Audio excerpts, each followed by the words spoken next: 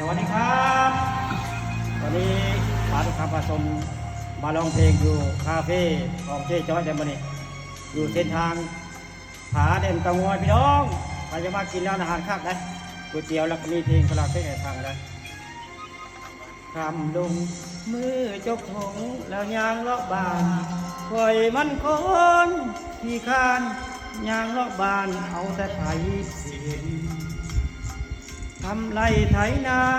เศร้าโลดลาอายดำบ่เป็นให้เน่ตั้งแต่นอนเว้นเฮ็ดเรียกบ่เป็นบ่ต้องถามหาบ้านใดอายก็ไปเที่ยวเบิดทุกบ้านไปงานขี้คานย่างเลาะบ้านหาเหยียบห้อยมาเด็กดื่น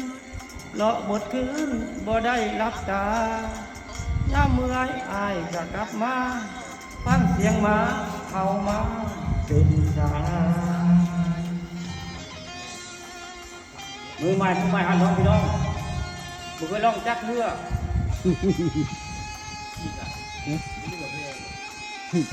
ผมมีได้พวก แม่บอก บุญมีกับเพ คอยบ่เอากับไผดีๆเห็นสาวมาคอยกับเฝ้ามีเล่นหาดีเพราะคอยอยากอายว้าวพื้นคานคนหมดบ้านมาโองอยู่อายคานหน่อยหรือความควานหลายแห่งเว้าแห่งนายโคตรคานมันเลยย่างไปใส่คนเอินใส่ว่าบักหิวคานเห็นแต่หน้าเขากะลำคาญเอินหมดบ้านตัวคอยกะซื้อหาเส้นกินเหล้าจนลานเขาบ่เว้าน้ำเลยเขาด่าคอยกะเฉยบ่โทษเขาเลยเพราะคอยขี้คร้านบรรยากาศร้านอาหารเจ๊จ้อยมานี่แซนสโลปิติกพี่น้องมาร้านอาหารนะอาหารเจ๊จ้อยบางค่าเส้นทางผาเด่นตะงอยพี่น้องไปยามากินข้ามคืนกับมีเพลงให้ฟังนะลาเกะให้ลองลำพี่น้อง